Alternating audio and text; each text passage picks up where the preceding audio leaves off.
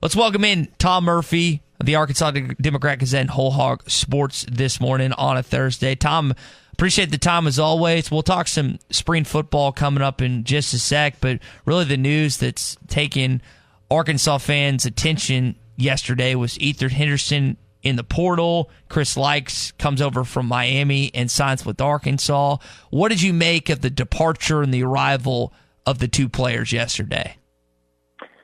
Well, this type of stuff is going to be the norm for the programs that are, in the spotlight, or really a lot of programs. And I think a lot of people saw the writing on the wall that these types of moves would be coming. And it's just indicative of what the modern game is like and what Eric Musselman and his staff are going to have to do on a year-to-year basis. A lot of roster changeover. I mean, look at Kentucky. They've been on the top for a long, long time, but this year they didn't have a good pure point guard, and it was very costly. But John Calipari is basically having to, recreate his roster year by year and fit the pieces together. And so Eric Musselman is going to have to do a good bit of that next year. Now, look, Likes looks like he's a big-time scorer, really pesky on defense.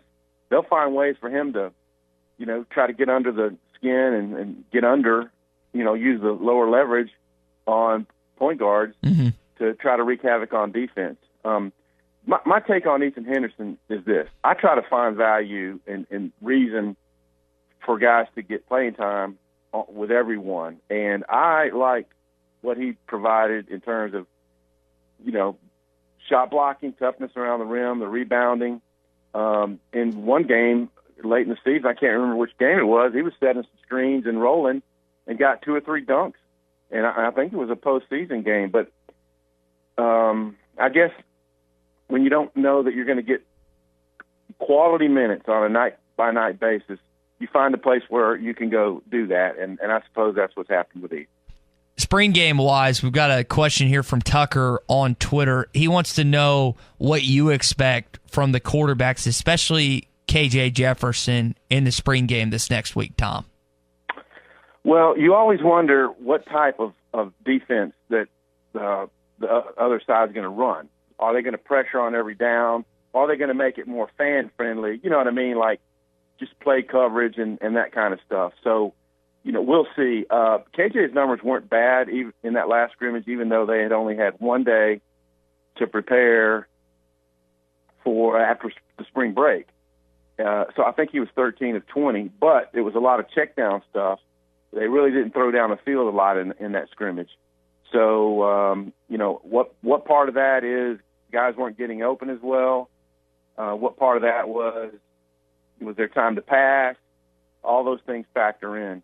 I don't think the quarterbacks are going to run a whole lot, and that's the one dimension that we'll have to wait until game days next year to see is how much does his running, called quarterback runs and then scrambling, how much is that going to play into what Arkansas does offensively? And I suspect that KJ is going to get,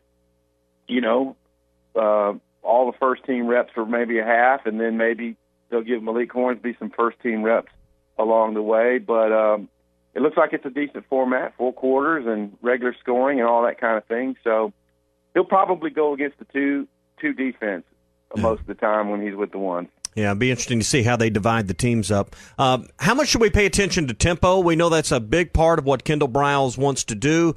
How fast will we see the action on the 17th, and how much stock should we put into that? Because we know that's where Arkansas is trying to get to in the regular season.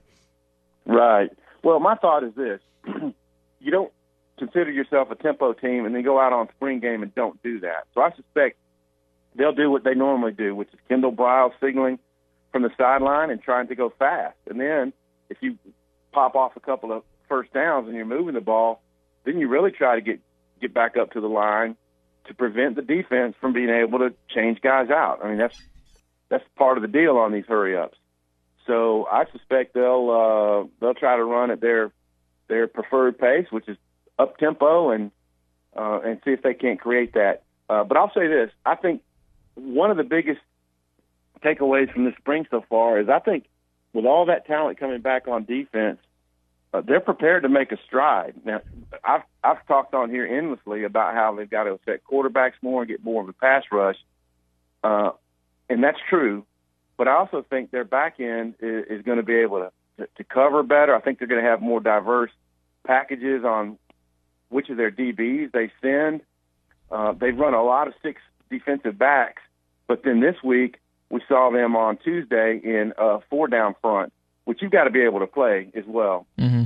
So we'll probably see a combination of that in the spring game, and hopefully they can land hopefully they develop pass rushers, mm-hmm. and that maybe the portal can provide some kind of guy who's great at beating one-on-one blocking and can really affect quarterbacks. And hopefully depth at linebacker, which is our perennial annual fall conversation. I mean, you got Poole and Morgan back. Yes, that's great, but if you lost one of those guys, I think you'd really be scratching your head at that second level.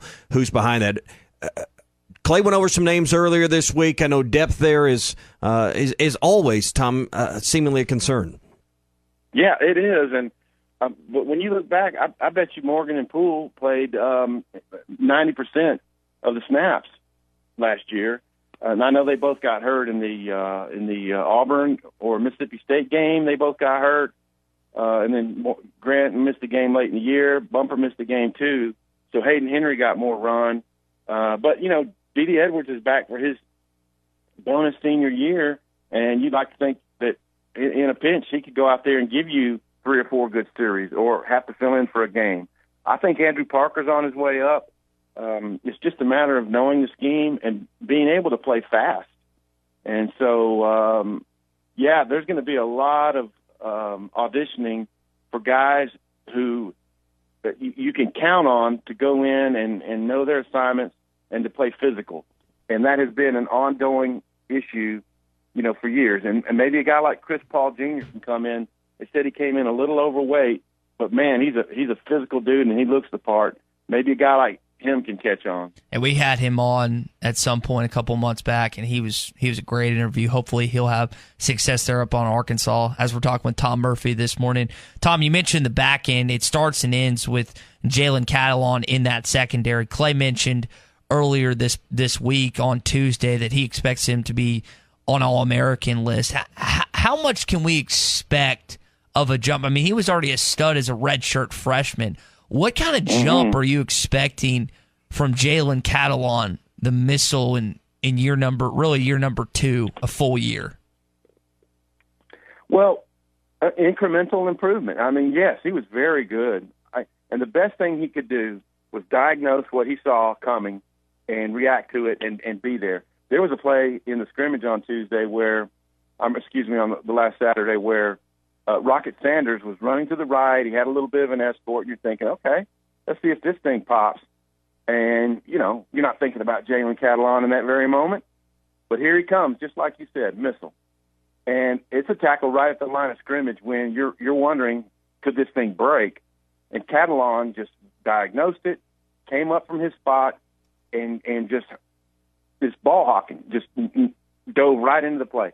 The thing I worry about the most is he's such a violent tackler, and this is a Clay Henry deal. Their shoulders take a pounding, and his shoulder got dinged up in the scrimmage, and I just worry, what you can do to minimize the amount of hits that your shoulder takes. But that's the way you have to tackle these days, and so I just hope that he doesn't have so many violent collisions that he does something with his shoulder. All right, should be a fun week, week or so leading up to the Red-White game on the 17th. Well, let's shift gears to baseball. Arkansas wraps up a midweek series, wins 2 over Little Rock, now headed to Oxford to take on Ole Miss. Tom, both teams are at the top of the Western Division. Someone's going to leave with the lead, the other team likely to be in second place when the weekend's over. How do you see the weekend playing out between the Razorbacks and the Rebels?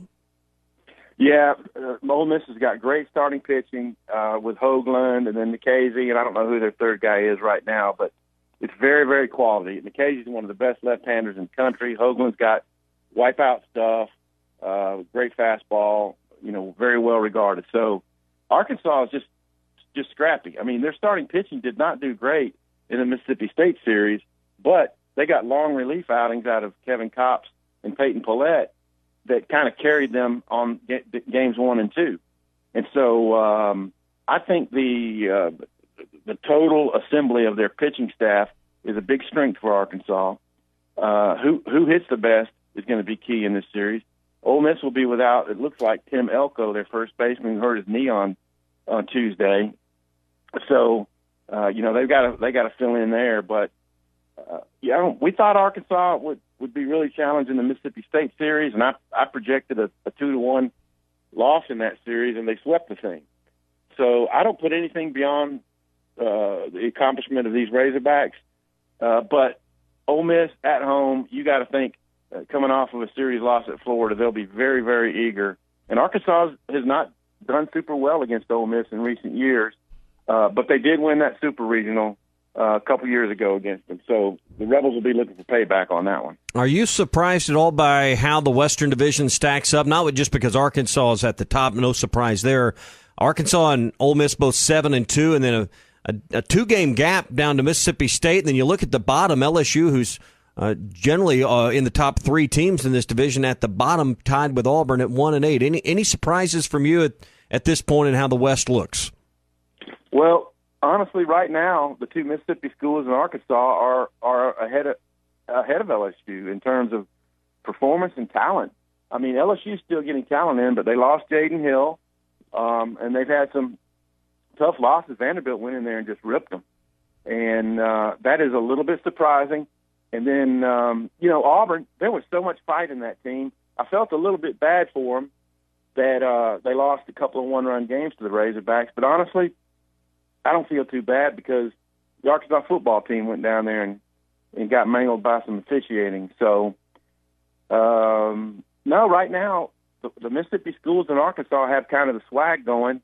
And LSU, Paul Maneri, even though they went to the College World Series finals just a few years ago, they're in a little bit of a hole. They're still dangerous, and Arkansas's got to go down there. But, they got a long way back to get to challenge to the top of the West this season. I'll be down there for it. Tom, appreciate the time as always, buddy. We'll talk on Monday, recap, and kind of look forward to the spring game ahead next Saturday. Awesome. Have a great weekend. See y'all. All right, Tom Murphy with us here on the Morning Rush every Thursday at this time, so glad to have him along.